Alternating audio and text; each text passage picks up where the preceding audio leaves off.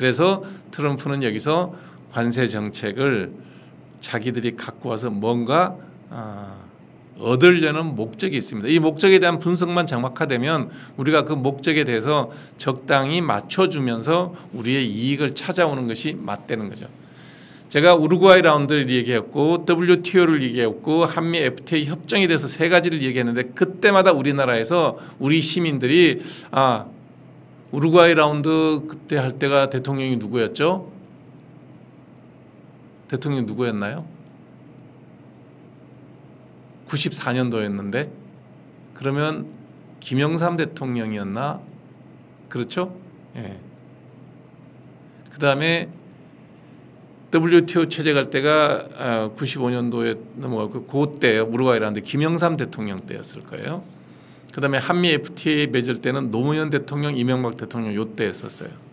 그러니까 여야, 그러니까 진보, 보수, 좌우, 뭐 여야가 다 왔다 갔다 할 때예요. 하나같이 반대했습니다.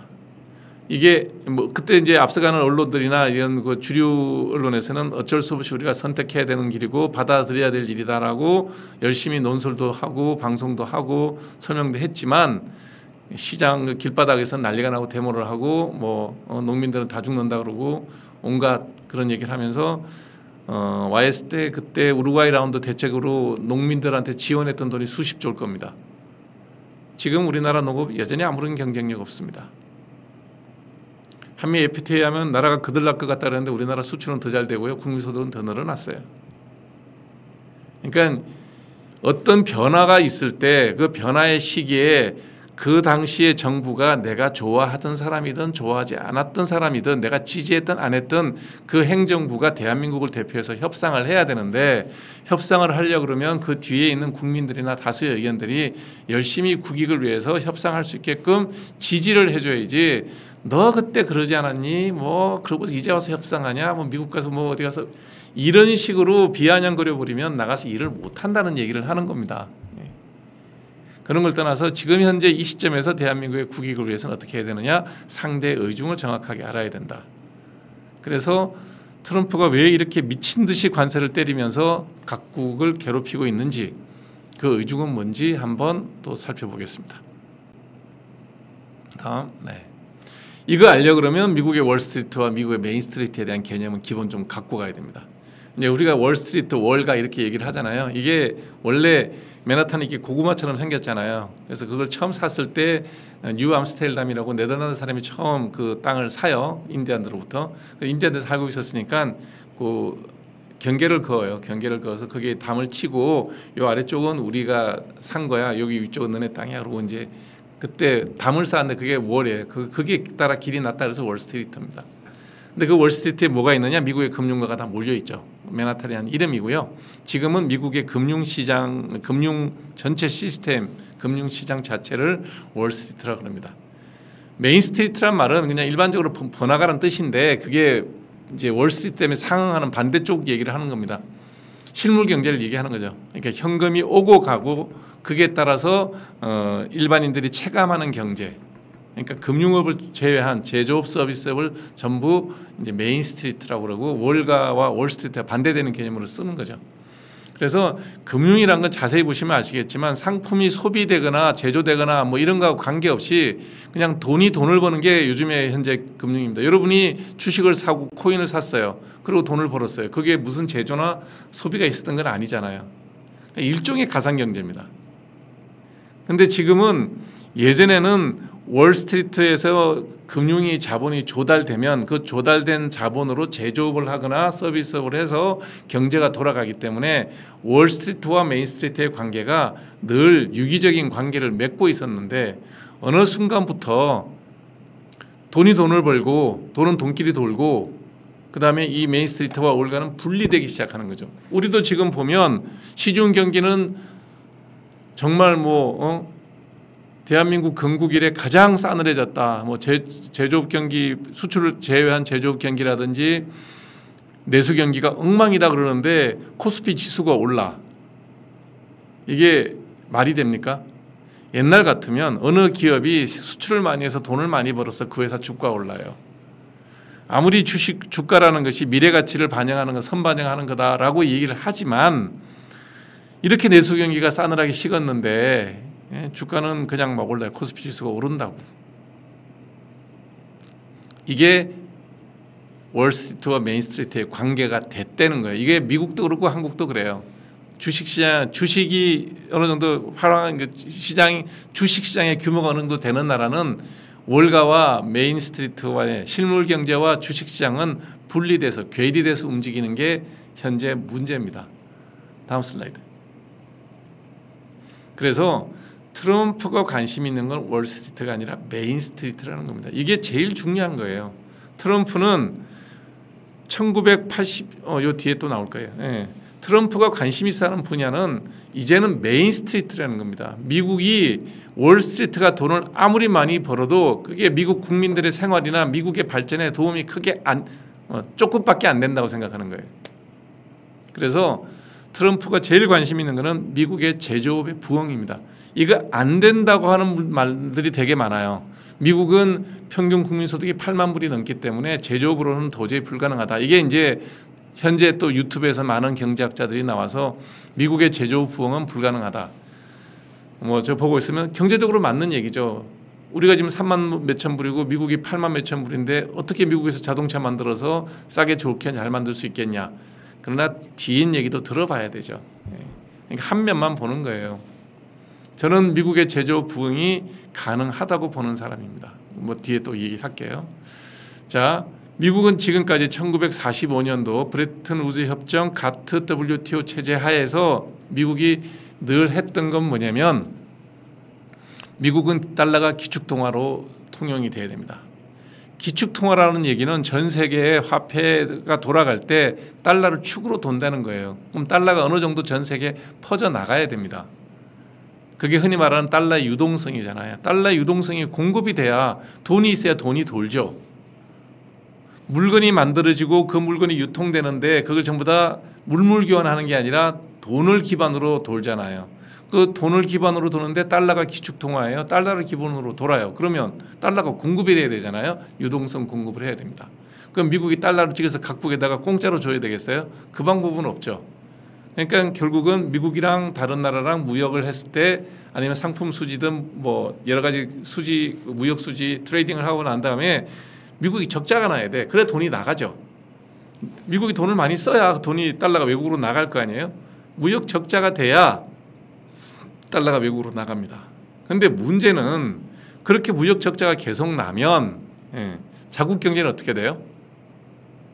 자기 나라는 제조업이 무너집니다. 적자가 나니. 집안에 돈이 있는 내가 부잣집인데 돈을 거래를 하고 난 다음에 내가 물론 조금 이렇게 많이 써서 돈이 밖으로 나가야 되겠죠. 그래야 동네 돈이 돌죠. 근데 계속 그렇게 돈이 돌면 내 곳간이 마르잖아요. 이게 말이 안 되는 겁니다. 자국 경제가 안 좋아지죠. 자국 경제가 안정되려고 그러면 최소한 무역 균형 수준은 돼야 될 거 아니에요. 안 되는 겁니다. 그래서 벨기에 출신 미국 경제학자죠. 트리핀이 그 얘기를 한 거예요. 미국이 지금 기축통화를 얘기를 하는데 너네들 그러다 보면 결국은 미국 안에 내부적인 제조업 경쟁이나 이런 것들은 다 떨어지고 무역 적자가 계속 발생하면 그거 어떻게 하려고 그러냐. 근데 또 미국은 달러의 기축통화는 계속 갖고 가려고 그래야 돼요. 그러니까 이게 딜레마가 생기는 거죠. 거의 온갖 방법을 다 써서 미국은 어찌됐든 두 가지를 상호 모순되는 뜨거운 아이스 아메리카노를 만들어서 팔아야 됩니다. 이게 기축통화의 운명입니다. 반대로 중국이 뭐 위안화의 기축통화를 얘기할 때마다 제가 뭐 앞서 제가 2년 전에 했던 방송에 그런 게 있어요. 절대 안 된다. 안 되는 이유. 중국은 무역수지 흑자국이에요. 중국은 예를 들어 위안화를 기축통화를 한다고 쳐요. 중국이 전 세계 나라랑 다 거래를 해요. 무역을 해요. 근데 중국이 1년에 무역 흑자가 뭐 8천억 불이에요. 그러면 8천억 불인데 뭐 위안으로 바꾼다고 쳐요. 그럼 8천억 위안을 돈을 벌어요. 어떻게 기축통화가 되죠? 돈이 다 중국에 있는데. 그래서 기축통화를 하겠다는 얘기를 하면서 중국이 외환을 통제를 하고 무역 수지 흑자를 끊임없이 추구하고 2025 뭐 자급자족 경제를 만들겠다. 그러면 기축통화 안 되는 거예요. 예. 반대죠. 예. 그러면서 기축통화 되겠다는 얘기가 역시 그 뜨거운 아이스 아메리카노를 얘기하는 겁니다. 불가능한 얘기입니다.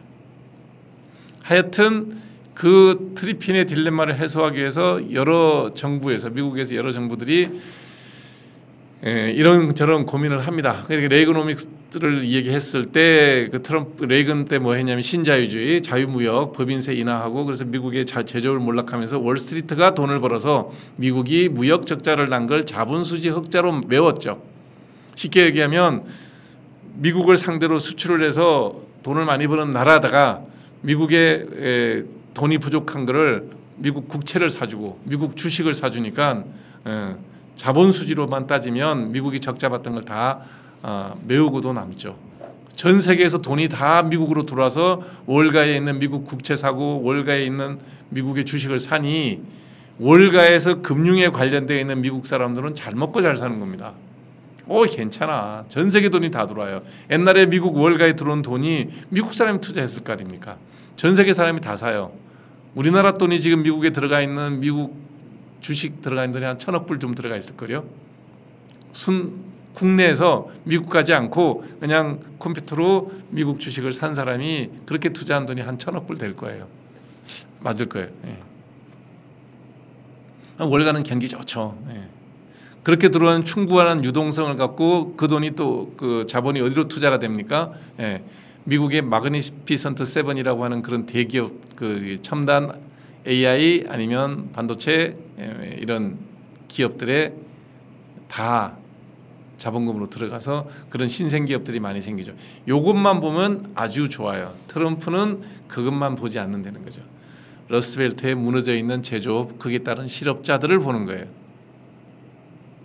왜? 미국의 상위 10%가 미국 자산의 90%를 갖고 있어요. 그전에 팔레트 법칙이라는 게 있잖아요. 보통 2대8 정도 된다고. 2대8도 넘어선 거예요. 2대8을 얘기하면서 이거 이러면 안 된다고 얘기했던 법칙이 팔레트 법칙인데 미국은 이미 상위 10%가 자산의 90%를 갖고 있어요. 이거를 보고 미국이 성장한다라고만 얘기할 수는 없다는 거죠. 트럼프의 관심은 그래서 메인스트리트의 제조업이 부흥해야 된다라는 생각을 갖고 있는 겁니다. 거기에 방점이 찍혀 있습니다. 다음 슬라이드. 자, 이게 트럼프가 젊어서 했던 얘기고 또 나이 들어서 대통령이 되고 난 다음에 한 얘기를 몇 가지만 잘라왔어요. 87년 9월 2일 41살 답니다. 여러분 저기 여의도에 가면 그 저기 있죠. 그 트럼프 빌딩 있죠. 그 색강 앞에. 그때 트럼프가 요때입니다. 그때 87년도에 레리킹 쇼, CNN 레리킹 쇼에 나와가지고 그 레리킹이랑 이런 얘기합니다. 일본과 우리가 자유무역 중이라고 생각하십니까? 아닙니다. 일본은 싸구려 제품을 덤핑하고 우리 일자리를 훔치고 뒤로는 미국의 어리석음을 조롱하고 있습니다. 이게 어떻게 자유무역입니까? 게다가 이 뒷얘기 또 이런 것도 있어요. 게다가 일본으로의 안전한 석유 수입로를 일본의 석유 수입로의 안전을 보장하기 위해서 미국은 군을 동원해서 수십억 달러를 들여서 일본의 석유 수입로까지 보호해주고 있습니다. 일본은 여기에 돈 한 푼도 내지 않습니다. 이런 얘기 쭉 나와요. 그러니까 지금 트럼프라는 사람이 나이 70대 후반 80이 돼서 갑자기 관세를 가지고 뭐 미국을 바꾸겠다 이런 그냥 하는 얘기가 아니라 이 사람은 40대부터 무려 30년 전부터 지금 79세니까 38년 전이네요. 거의 40년 전부터 관세, 자유무역, 균형무역, 제조업에 대한 생각이 이때부터 있던 사람이에요. 늘 있었던 사람입니다. 어느 날 갑자기 양아치가 돼가지고 뭐 이런 얘기를 하는 게 아니라는 겁니다. 자, 2024년 대통령 당선되고 난 다음에 12월 달에 MBC에 있는 그 미트 더 프레스 언론과의 만남이라는 프로에서 질문을 받습니다. 관세가 물가에 부정적인 영향을 미치지 않는다고 장담할 수 있느냐 그랬더니 장담할 수 없다라고 얘기합니다. 본인도 알고 있다는 얘기입니다. 관세를 매기면 미국의 물가가 어느 정도 오를 수 있다는 걸 알고 있다는 겁니다. 자, 그러고 난 다음에 25년 5월 4일 그러니까 4월 2일 날 관세 해방의 날을 선언하고 난 다음에 다시 MBC의 미드 프레스에 나가서 질문을 받고 하는데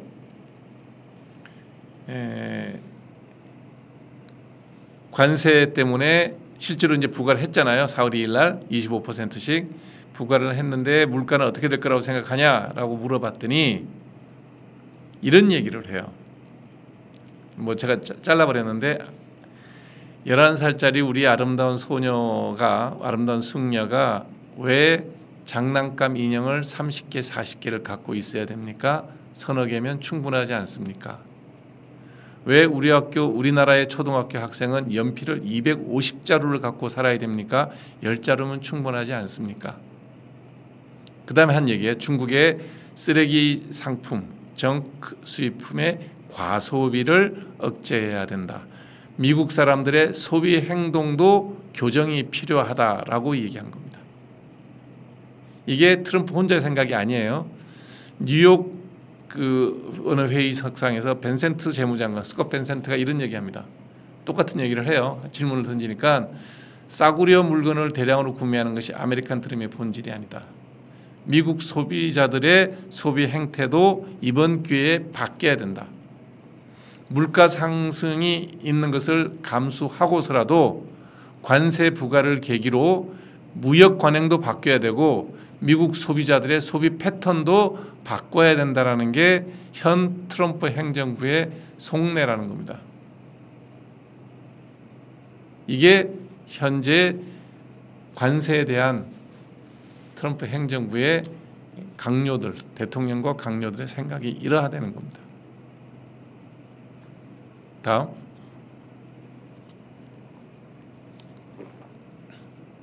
자, 중국과의 갈등은 뭐 당연히 심해지죠. 스티븐 미란 보고서에 보면 무조건 스티븐 미란은 위안화가 절상돼야 된다. 이거는 약탈적인 수출이다라고 얘기를 해요.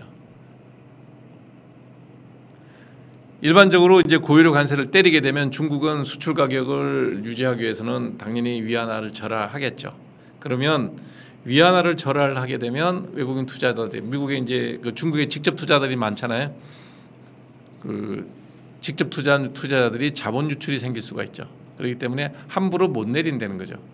그래서 이제 미란의 의도대로 과연 미국의 관세와 중국의 환율이 맞교환이 될까? 근데 이게 이제 쉽지 않은 거죠. 지금 이제 90일 유예하고 다시 또 90일 유예를 했어요. 근데 무슨가는 모르지만 협상 과정 중에 미국도 지금 뭐 꼬리가 잡힌 게 있는 거죠. 일방적으로 EU나 한국이나 일본을 대하듯이 밀어붙이지 못하고 있는 이유는 뭐 중국이 이제 미국에 대해서 고유의 관세를 매기는 거 이거는 뭐 큰 의미가 없죠. 아마 히토류 수출 제한이 가장 결정적이지 않을까. 전 세계 히토류 생산량의 뭐 80, 90%를 중국이 혼자 하고 있으니까 저것이 이제 가장 큰 약점으로 잡힌 게 아닌가 하는 생각이 드는데 어찌 됐든 스콧 벤센트가 한 얘기입니다. 관세 전쟁은 수출국이 불리하다. 보복할 생각하지 말고 추이를 좀 지켜봐라. 이렇게 경고를 했는데 쉽지 않아요. 그러니까 중국하고는 쉽지 않으니까 지금 90일 하고 또 이번에 8월 달이 되니까 90일 또 유예해서 협상을 계속하고 있죠. 이 대목이 이제 우리가 굉장히 신경을 써야 되는 부분입니다. 이게 무슨 얘기냐면 트럼프의 생각이 일방적으로 미국이 패권국으로 남아서 나머지 나라들을 다 예전에 해왔던 방식으로 패권 밑에다 둘 건지 아니면 정말로 미국과 중국과 러시아의 세계 축으로 두고 자기들의 패권을 나눌 생각을 하고 블로커하는 게 목적인지 그거는 잘 모르겠어요.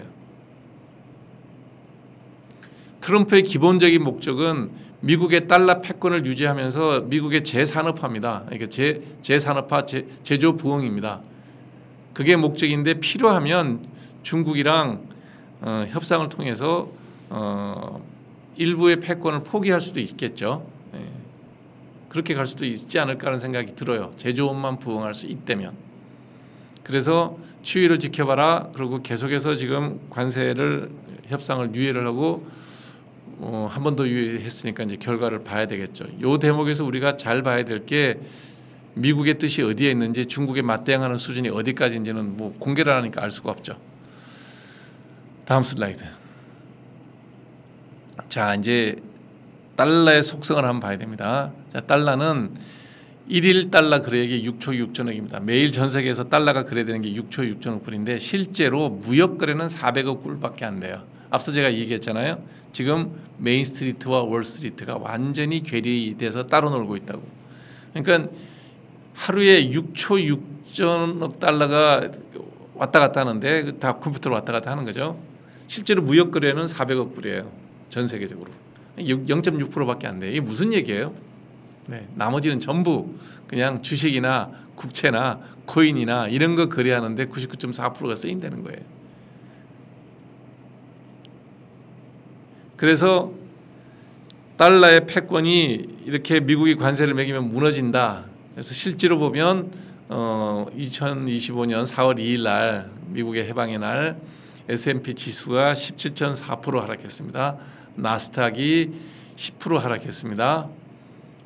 MMF가 이제 머니마켓 펀드라 해서 이제 그 돈이 들어오는 거예요. 예, 저기는 이제 주식을 팔면 돈이 여기 들어오죠. MMF로 들어오죠. 언제 다시 투자할지 모르니까.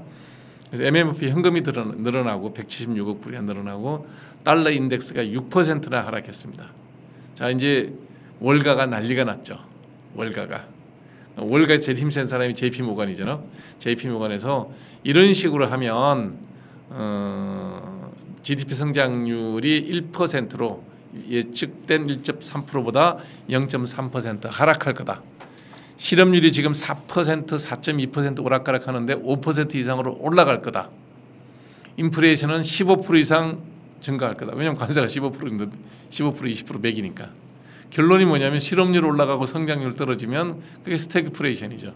그래서 JP모건에서 그날 강력하게 스태그플레이션에 대한 위험을 발표합니다. 이것도 이제 월가에서 자기들의 이익에 반하니까 자기의 이익을 얘기하는 거예요.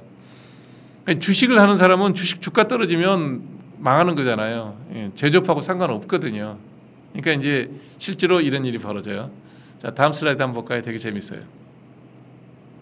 자, 제가 그날 이후로부터 밑에 축을 보면 맨 밑에 맨 아랫줄에 보면 2025년 2월, 3월, 4월, 5월, 6월, 7월, 8월까지 나와 있어요. 8월 11일까지. 제가 8월 11일 날 이 데이터를 만들었으니까 보시면 트럼프가 대통령이 당선된 게 11월입니다. 2020 맨 앞쪽이죠. 그때 다우존스 달러 이게 다우존스예요. 다우존스 맨 위에 보면 다우존스 기록이 나오죠. 다우존스 지수가 한 44,175 정도였어요. 당선되니까 아니나 달라 관세 얘기 나오니까 주가가 떨어지기 시작하죠. 그러다가 여기 있구나. 이거를 좀 보여주면 되겠다. 자, 여기 당선됐을 때 주가가 여기였다가 쭉 떨어집니다. 취임했을 때 쭉 떨어졌다가 뭐 별 일이 없을 것 같아서 좀 올라가요. 올라가다가 4월, 요게 4월 달입니다. 4월 2일 해방의 날. 여기는 안 보이는구나. 4월 2일 해방의 날에 주가가 아주 그냥 폭락을 합니다. 예. 그래서 JP모건에서 스태그플레이션 얘기하고 이제 그날이 쳤을 때, 자, 오늘 어떻게 돼 있어요? 다 올라갔어요. 전고점 통과했습니다. 전고점을 통과했어요. 그러니까 트럼프는 이걸 생각하고 있는 거예요. 실제로 그렇게 떨어지나 한번 볼까? 그렇게 기다려봤더니 쭉 올라가서 다 올라갔어요. 전 고점 통과해서 미국의 월가도 괜찮네? 라는 생각을 하는 거죠. 다음 슬라이드. 자, S&P 주가 볼까요? 4월 2일 날 폭락했다가 전 고점 통과합니다. 다음 슬라이드 볼까요? 나스닥 지표 볼까요? 네, 전 고점 통과합니다. 그러니까 지금 주류인지 아닌지 모르겠는데 하여튼 여러 유튜브에서 뭐 미국 경제 망한다고 뭐 미국 주가 폭락한다 그러고 뭐 4월 2일 날 떨어졌죠. 넉 달 됐잖아요. 4개월 지났는데 주가 다 전 고점 통과했어요. 이거 갖고 또 이제 거꾸로 이렇게 얘기합니다. 아직까지 관세가 본격적으로 적용이 돼서 시장에 나온 것도 아니고 시장 물건값에 영향을 준 것도 아니고 그래서 그런 거지. 작년에 사실 우리 수출 되게 많이 했거든요. 우리가 대미 수출이 엄청 많았어요. 왜냐하면 미국 수입업자들이 재고를 쟁여놓은 거죠. 그것 때문에 아직까지 물가가 안 오른 거다. 뭐 이런 얘기를 하고 여러 가지 이제 분석들은 미시적인 분석을 많이 하는데 그냥 크게 보면 4월달에 폭락했을 때 전날 주식 샀었어야 된다는 얘기예요. 예. 트럼프의 관세 정책이 트럼프의 그 미국 경제에 미치는 영향이라는 게 부정적인 게 별로 아직까지 나타나지 않는다는 겁니다. 나타날 건가 봐야죠. 그러나 트럼프가 하고 있는 여러 가지 정책들이 보면 교묘하게 잘 이렇게 엮여서 돌아가요. 다음 볼까요? 네. 자, 이제 점점 권력을 트럼프가 장악을 한 겁니다. 장악을 하고 자신감도 있고 그 다음에 이런 관련된 장관들의 여러 가지 입장들이 라인업이 딱 짜졌어요. 4월 9일입니다. 4월 2일 날 해방의 날을 선언을 하고 난리가 났을 때 미국 은행가 협회 워싱턴 정상회의에서 한 얘기입니다. 이거는 원문을 제가 다 읽어드리려고 그냥 써봤어요. 스콧 베센트가 한 얘기입니다. 지난 40년간 기본적으로 제가 월스트리트에서 경력을 시작한 이래로 월스트리트는 그 어느 때보다 부유해졌고 앞으로도 계속 성장하는 한편 좋은 성과를 거둘 것입니다. 하지만 향후 4년간 트럼프의 의제는 메인스트리트에 집중될 것입니다. 이제는 메인스트리트 차례이고 이젠 메인스트리트가 인력을 고용할 차례이고 투자를 유치할 차례이자 아메리칸 드림을 회복할 차례입니다. 정확하게 스콧 베센트는 월스트리트와 메인스트리트에 대해서 선을 긋고 월스트리트에서 더 이상 지금까지 일방적으로 메인스트리트의 희생을 바탕으로 미국의 자본 수지만 가지고 이끌어가는 시대는 지났다. 적어도 4년간 트럼프는 이 문제에 대해서 메인스트리트에 집중할 거다. 정부 부분의 레버리지는 줄이고 민간 부분의 레버리지를 다시 높이고 싶다. 경기 침체가 초래될 수도 있기 때문에 한꺼번에 다 하지는 못할 거다. 이게 무슨 얘기인지 다음 슬라이드 설명드릴 건데요. 아니요, 앞서 보세요. 베센트의 이력이 재밌습니다. 이 사람이 저 맨 첫 줄에 40년간 기본적으로 제가 월스트리트에서 경력을 시작한 이래 뭘로 시작하냐면 조지 소로스의 헤지펀드에서 CIO까지 지냈습니다. 칩 인베스트먼트 오피서로 지냅니다. 최고 투자자까지 지냈어요. 그러고 난 다음에 자기가 만든 키스퀘어 캐피탈 매니지먼트에서까지 운영을 했습니다. 평생을 월가에서 성공했던 사람입니다. 왜 이 사람을 재무장관으로 데리고 갔을까요? 월가에서 일생을 살아오면서 성공적인 이력을 쌓은 사람을 메인스트리트 제조업을 부흥시켜겠다는 트럼프가 왜 이 사람을 재무장관으로 데려왔었겠냐고요. 뭔가를 손을 보려면 아는 사람 불러다 써야지. 자기 아는 사람이 아니라 이 분야를 잘 아는 사람. 월가의 희생을 강요를 하려면 월가에서 돈 벌어 본 사람이 월가를 제일 잘 알겠죠. 트럼프도 월가는 잘 모를 거 아닙니까? 자기도 부동산 업자지. 돈을 벌어도 부동산으로 번 사람이에요. 그러면 월가를 얼르고 월가를 협박하고 그럴 수 있는 사람은 월가를 잘 아는 사람이죠. 스콧 베센트가 대통령의 뜻을 이렇게 정확하게 얘기했습니다. 향후 4년간 트럼프 의제는 메인스트리트에 집중할 거다. 금융가들 앞에서 그 얘기를 하는 겁니다. 그러니 여기에 당신네들도 협조하세요라는 얘기겠죠. 다음 슬라이드 볼까요? 자, 우리가 차입 투자 레버리지를 얘기했는데 아까 뭐라 그랬어요? 정부의 레버리지와 민간의 레버리지라는 얘기를 했어요.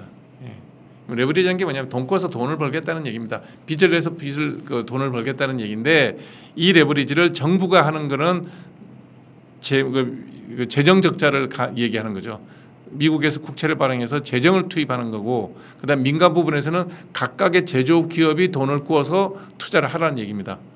그 민간의 레버리지와 정부의 레버리지인데 둘 다 정부 레버리지보다는 민간 레버리지가 늘어나는 게 좋겠다라는 얘기를 했지만 동시에 추구하면 뭐라 그랬어요? 앞서 돌려보실래요?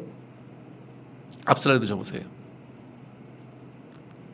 정부 부분의 레버리지는 줄이고 그러니까 정부의 재정 적자는 줄이고 민간 기업의 레버리지는 다시 높여서 미국의 제조업을 부흥시키고 싶은데 정부의 레버리지를 먼저 같이 줄이고 레버리지를 올리게 되면 요 과도기에 잘못하면 경기 침체가 있으니 당분간은 정부 레버리지 안 줄이겠다는 얘기입니다. 한꺼번에 다 하지 못한다는 얘기가 그 얘기입니다. 그래서 미국 연방 정부의 재정 적자가 올 작년도 1조 2천억 불인가 그랬는데 올해도 한 1조 2천억에서 2조까지 이제 재정 적자가 날 거예요. 안 줄이겠다는 얘기입니다. 언제까지? 민가 부분이 자율적으로 레버리지를 높일 수 있는 힘이 생길 때까지 정부 부분의 레버리지를 줄이지 않고 가져가겠다는 얘기를 이렇게 표현한 겁니다. 다음 슬라이드. 그래서 이 레버리지를 발생시키려 그러니까 민간의 레버리지가 생겨야 되는데 정부가 돈이 없어요. 재정에 돈이 부족하니 재정 적자를 감당할 수 없으니 이번에 상호관세 협상할 때 어떻게 했습니까?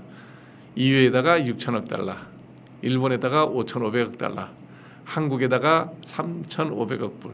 이것만 합쳐도 총 1조 5천억 달러입니다. 이거 미국 재정에 도와달라는 게 아니라 미국 제조업에 투자하라는 얘기입니다. 그러면 민간 부분의 레버리지에 최소 이 세계 경제 권역에서 1조 5천억 달러는 확보해 놓은 겁니다. 이거 어떻게 적당히 개겨서 트럼프가 끝나면 안 해도 되는 일 아니냐라고 생각하신다 그러면 그거는 아마 크게 후회할 생각일 겁니다. 다음 슬라이드.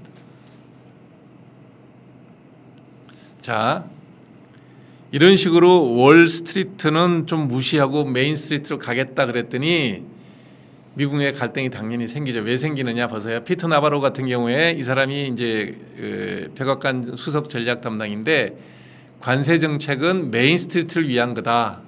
주가보다는 실물 경제가 더 중요하다. 이게 단순하게 미국의 유권자들의 표심을 얻기 위해서 하는 얘기일 수도 있지만 실제로 트럼프의 생각은 그런 것 같아요. 그런데 문제는 뭐냐면 미국의 금융자산의 가장 가계금융에서 제일 큰 게 주식이 있거든요. 43%. 그다음에 미국의 베이비 부모 세대들이 미국 주식의 53%를 보유하고 있습니다.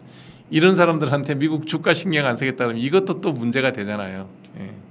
그럼에도 불구하고 주가보다는 금리가 더 중요하다라고 베센트는 계속 얘기하고 있습니다. 트럼프 정부에서는 주가가 오르고 내리는 것은 정부가 신경 쓰지 않겠다. 그냥 시장에 맡겨놓겠다. 그거보다는 금리를 더 중요하게 생각하는 이유가 뭐냐면 메인스트림에서는 금리가 중요하죠. 왜 그러냐면 미국에서 장기금리가 요 장기금리는 이제 미국 국채가 종류가 서너 가지가 네 가지가 있어요. 네 가지가 있는데 하나가 뭐냐면 트레저리 빌 그래서 2년 미만짜리 국채기간이 짧은 거, 10년짜리 트레저리 노트, 그다음에 뭐 30년짜리 트레저리 본드, 그래서 장기, 그다음에 이제 인플레이션 연동 뭐 저기 국채 뭐 한 네 가지 정도 나뉘는데요. 10년물이 제일 기본이에요. 30년물은 대부분 다 그냥 연준에서 갖고 있고요. 2년짜리 미만은 다 시중에 나와서 RP나 RRP 그러니까 리보 RP라 그래서 그 채권을 담보로 해서 돈 주고 받는 게 있거든요. 역 RP 뭐 이렇게 해서 하는데 그건 아주 단기로 움직이는 거예요. 그거 말고 10년짜리 금리가 가장 이제 기준 금리가 되는데 요게 중요한 게 가계 주택 담보 대출 금리가 요걸로 결정됩니다. 10년물 트레저리 T 노트 10년물짜리가 기준 금리예요. 그다음에 자본시장에서 기업들이 돈을 꾸는 것도 요금리가 기준이고요. 그다음에 미국 재정에서 부채 갚는 것도 요거 기준입니다. 10년짜리. 그러니까 요거 내려야 돼요. 요거 내려야 가계 주택담보대출 금리가 내려가요. 요거 내려가야 회사를 하는 사람들, 기업을 하는 사람들이 돈을 꿀 때 싸게 꿔요. 요게 내려가야 미국의 재정에서 돈 갚을 이자 내는 돈이 줄어요. 작년에 미국 그 정부에서 이자로 갚은 돈이 1조 2천억 불인가 1조 1천억인가 1조 2천억 불이에요. 이자로 미국 정부 부채로. 이거 금리를 낮추면 확 떨어지겠죠. 그래서 계속해서 트럼프가 파월 불러놓고 기준금리 내리라 기준금리. 미국에서 기준금리는 RP금리고요. 요거는 10년짜리 금리인데 어쨌든 이게 연동돼서 움직이니까 연준에서 RP 기준금리를 좀 내려라 그런 거예요. 단기짜리를. 그러면 장기도 따라 내려가니까 이게 이제 맨날 욕을 하는데 파월은 아직 인플레이션이 어떻게 되는지 몰라. 아직 인플레이션이 제대로 안 잡힌 것 같아. 그런데 미국의 CPI, 요 다음 슬라이드 볼까요? 그 준비해놓은 게 있을 거예요 아마. 자, 이거 보세요. 이게 되게 중요한 슬라이드인데 미국의 주거비 비중이 CPI를 미국 CPI가 미국의 이제 물가 지수잖아요. 물가 지수에서 차지하는 범위가 CPI에서 주거비가 36%예요. 주거비가. 참고로 우리나라는 주거비가 8% 반영됩니다. 우리는 부동산 값이 아무리 올라도 물가에 반영이 안 돼요. 미국은 부동산 값이 오르면 바로 CPI에 반영이 됩니다. CPI 100, CPI를 통계를 내는 여러 가지 항목이 있을 거 아니에요. 에너지, 식음료, 서비스료, 주거비 뭐 이런 게 쭉 다 들어가잖아요. 그중에서 주거비가 차지하는 비용이 36%입니다. 그러니 앞으로 다시 돌려볼까요? 가계주택담보대출금리가 올라가면 주거비가 올라갈까요? 내려갈까요? 당연히 올라가죠. 다음 슬라이드. 그래서 트럼프가 기를 쓰고 금리 내리라는 이유가 CPI에서 차지하고 있는 이 36%나 차지하고 있는 주거비를 내려야 된다는 거예요. 주거비를 내리려면 당연히 집 사고 팔 때 들어가는 금리가 좀 내려가야 될 거 아니에요. 지금 미국에서 주택담보금리가 미국 기준금리 지금 5%쯤 되죠. 그러면 8%, 9% 될 거예요. 왜냐하면 은행도 이익이 남아야 되니까. 부동산 거래가 전혀 안 돼요. 집값은 그냥 올라 있고. 우리나라는 주거비가 우리나라 물가 계산, 우리나라 CPI 계산할 때 주거비가 되게 낮아요. 8 내지 9% 이것밖에 반영 안 돼요. 아파트 값이 2배로 올라도요 거의 반영이 안 돼요. 왜냐하면 우리나라는 주거비에서 임차료 부분만 계산해요. 미국은 재밌는 게 소유자 등가임대로 해서 OER이라는 건데 이게 뭐냐면 내가 이 집을 갖고 있잖아요. 내가 예를 들어서 강남에 뭐 저기 30평짜리 아파트가 있는데 이거 내가 전세로 가서 살거나 임대로 살면 얼마를 내야 되죠? 라고 설문을 해요. 그러면 시중 그걸 답을 할 거 아니에요. 뭐 30평짜리 방 3개짜리 아파트 하나 월세 300 이렇게 매기잖아요. 그게 반영이 된다고요. 집값이 30억으로 올랐어요. 그러면 500 이렇게 오르잖아요. 그거를 집 주인이 매겨요. 그러니까 주인이 집을 갖고 있으면서 집값이 오르면 이 OER 값이 높게 나와요. 그래서 바로 CPI에 이 주거비가 반영이 돼요. 그래서 미국의 부동산 값이 쉽게 얘기하면 미국은 부동산 값이 물가에 반영이 돼요. 한국은 임차료 부분만 반영이 돼요. 그러니까 거의 반영이 안 돼요. 집값이 아무리 올라도 우리나라는 물가 지수가 안 올라가요. 그래서 우리가 하고 있는 금리 정책이 시장하고 달리 움직이는 거예요. 우리는 그래서 금리를 내리면 집값이 폭등하잖아요. 미국은 금리를 내려도 집값이 폭등하지 않아요. 이미 주거 CPI에다 반영이 돼 있어요.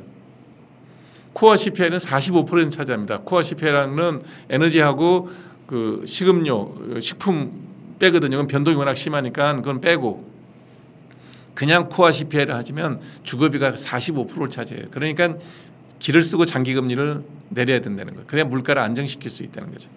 그보다 좀 다르게 PC에서는 한 20% 정도 낮아요. 연준에서는 PC를 더 중요하게 생각을 하죠. 20%가 물가 주거비가 반영이 돼요. 그래서 금리 문제를 가지고 자꾸 이제 파월은 저기를 얘기를 하고요. 인플레이션 얘기를 하고요. 트럼프는 그거를 내려야 인플레이션도 CPI 지수도 내려간다는 얘기를 하는 겁니다. 다음 슬라이드. 자, 10년물 국채 금리를 한번 보면 그렇게 난리를 쳐도 이제 여기 보세요. 2024년 11월 트럼프가 당선됐을 때 10년물 국채 금리가 4.4%였어요. 내리라고 내리라니까 조금 내려가는 듯 하더니 취임하고 난 다음에 쭉 올라요. 관세 매기고 뭐 그러니까 계속 올라가고 그다음에 미국의 재정 적자가 계속 누적된다 그러니까 금리가 5% 가까이까지 치고 올라가고 온갖 수를 써서 파월을 협박을 하고 난리를 쳐도 10년물 기준금리는 그대로입니다. 트럼프가 당선되고 난 이후로 지금까지. 왜? 연방 재정 적자를 계속해서 유지하겠다. 트럼프는 얘기하죠. 2조 달러 정도는 더 늘려서 적자를 가져가겠다. 채권 발행량이 늘어나요. 채권 발행량이 늘어나면 채권 금리가 당연히 올라가죠. 안 내려가죠. 요걸 어떻게 해보겠다고 지금 이제 트럼프는 그러고 있고, 파월은 야 그렇게 채권 찍어내면 채권 안 팔리면 금리 오르고, 금리 오르면 인플레이션 계속되니까 뭐 금리 못 내려 뭐 이러고 있는 거고, 관세가 지금 시작됐는데 아직까지 그 관세 효과가 나타나려면, 물가에 나타나려면 6개월은 기다려봐야 되니까 연말까지 기다려보자 그러고 이제 둘이 이제 아웅다웅 그러고 있는데, 그런 것도 지켜봐야 되겠죠. 10년물 기준금리가 내려가면 이제 트럼프 윈이 되겠죠. 다음 볼까요? 자, 트럼프가 관세 정책을 선택한 이유는 미국 국부가 월가나 첨단 테크 산업에 종사하는 사람들에게 모든 국부가 몰려가 버려서 빈부격차가 심했다. 미국의 중산층이 몰락했다. 사실이거든요. 그리고 재밌는 거는 트럼프가 원래 아버지 할아버지가 독일 사람이잖아요. 할아버지 할머니가 독일 사람이에요. 그리고 트럼프가 결혼한 부인은 트럼프의 아버지죠. 아버지하고 엄마가 스코틀랜드 사람이에요. 그래서 미국 내 독일계 사람이 한 5천만 이상 되거든요. 죄송합니다. 전화가 안 꺼져 있었네.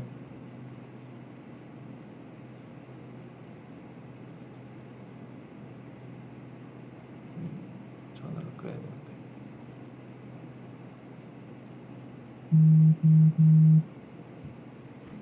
네. 전화를 끊어야지. 죄송합니다. 그래서 한 5천만 이상의 독일계 사람이 있는데 주로 몰려 사는 데가 그 지역이에요. 그 오데오 연안이고요. 그 다음에 러스트벨트예요. 자기 민족하고도 연관도 좀 있는 것 같아요. 그래서 그쪽에 대한 배려가 그런 면도 없지 않은 것 같아요. 그래서 관세 정책을 펴게 된 이유 중에 하나가 이런 그 빈부격차의 확대도 있고요. 급할 때마다 유동성을 계속 확대를 했죠. 그러니까 2008년 리만 브러스 사태 때 4조 달러, 그 다음에 2019년 코로나 때 또 한 5조 달러, 합쳐서 9조 달러인가를 QE를 합니다. 그냥 찍어낸 거예요. 그냥 돈을. 그랬더니 실물 경제는 외려 몰락을 하고 자산 가격, 그러니까 부동산, 코인, 금, 주식만 오른 거예요. 그러니까 이 상황을 그대로 지켜보는 게 우리가 어찌됐든 뭐 빅테크도 좋아지고 금융도 좋아져서 잘 살고 있으니까 괜찮아라고 얘기하는 것은 공정하지 못하다라는 게 트럼프의 생각입니다. 다음. 자, 이제 여러 가지 데이터를 한번 쭉 보여드릴게요. 이게 1950년부터 2000년도까지입니다. 1980년도까지가 미국이 명목 GDP하고 명목 CPI가 비례해서 쭉 올라가요. 그러니까 무슨 얘기냐면 물가도 적당히 오르고 그다음에 GDP도 쭉 올라가는데 80년 이후로 글로벌라이제이션이 되면서부터 물가는 그대로 그냥 유지되는데 명목 GDP가 쭉쭉쭉쭉 떨어져요. 성장률이. YOY 연간 성장률입니다. 저게. 그러니까 GDP가 떨어진 게 아니라 GDP 성장률이. 그 이전 80년 이전까지 제조업이 유지가 되고 미국이 정상적인 경제가 운영이 됐을 때는 명목 GDP하고 GDP 성장률과 물가 상승률이 연동돼서 올라가요. 이러면 모든 급여 생활자들이나 이런 사람들이 내 월급도 오르고 물가도 적당히 올라서 서비스업도 유지가 되고 좋은 거죠. 근데 그 이후로 글로벌라이제이션 되기 시작하면서부터 물가는 그냥 그대로 어느 정도 유지가 되는데 명목 GDP 성장률이 뚝뚝뚝 떨어집니다. 그래서 실물 경제와 금융 시장이 이제 분리되기 시작하는 거죠. 다음 볼까요? 그래서 버핏 차트라고 그러죠. 주식, 채권, 부동산을 GDP로 나누는 거예요. 그걸 보면 실물 자산 가격이 실물 경제보다 자산 가격이 엄청나게 올라갔고 코로나 때 돈 찍어낸 것 때문에 실물 경제는 아예 그냥 박살이 나고 자산만 수직으로 올라갔습니다. 그 다음에 1980년이 지나고 난 다음부터는 돈을 많이 찍어내도 실물 경제가 그 돈을 받아서 제조업을 하지 않는다는 거예요. 서비스업이 더 발전하지 않는다는 거예요. 그냥 돈이 나오면 그냥 돈이 돌기는 도는데 그게 버핏 차트에 나오는 주식과 채권과 부동산만 올린다는 거죠. 그래서 제가 일전에 한번 저기 진성 백혈구 증가증이라면서 폴리사이세미아 얘기하면서 돈하고 피하고 똑같다. 적혈구가 너무 많아도 문제다. 이런 얘기하면서 연기할 때 다 했던 얘기입니다. 통화성수가 옛날에 1980년도까지는 제조업이 잘 돌아갈 때는 금리가 높아도 자금 수요가 많아서 통화 팽창이 일어나면 통화성수가 같이 커졌어요.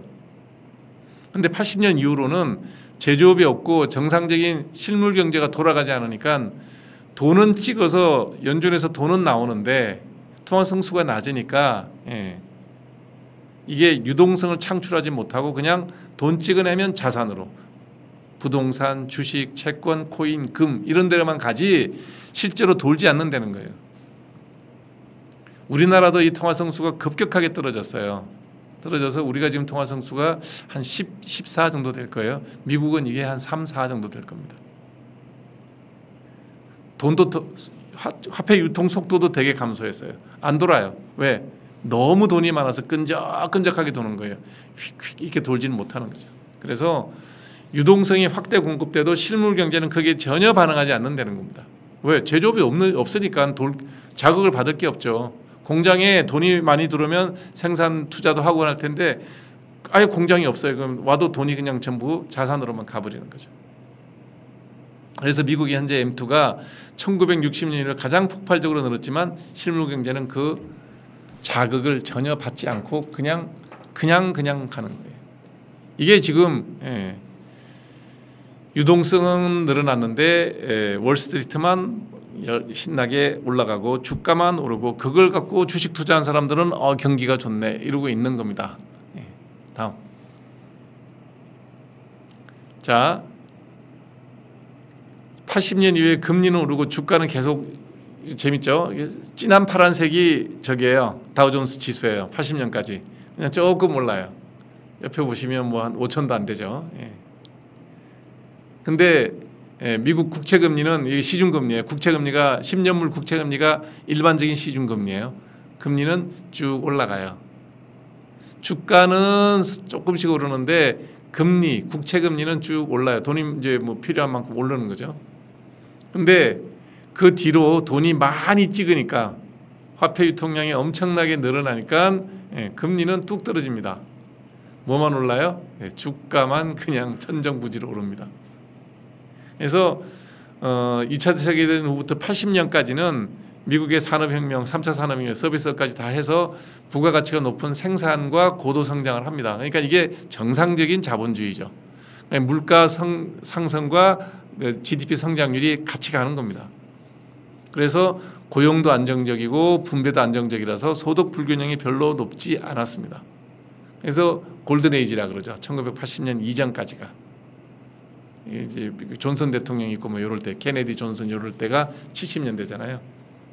이제 월남전을 치르면서 화폐 발행량이 쭉 늘어나고 71년도에 닉슨이 이제 뭐 금태환 중지하고 그러면서부터 이제 미국이 이제 돈의 움직임이 망가지기 시작하죠. 그래서 돈이 많이 찌그러지니까 금리는 내려가는데 자산값만 오르는 거예요. 다음.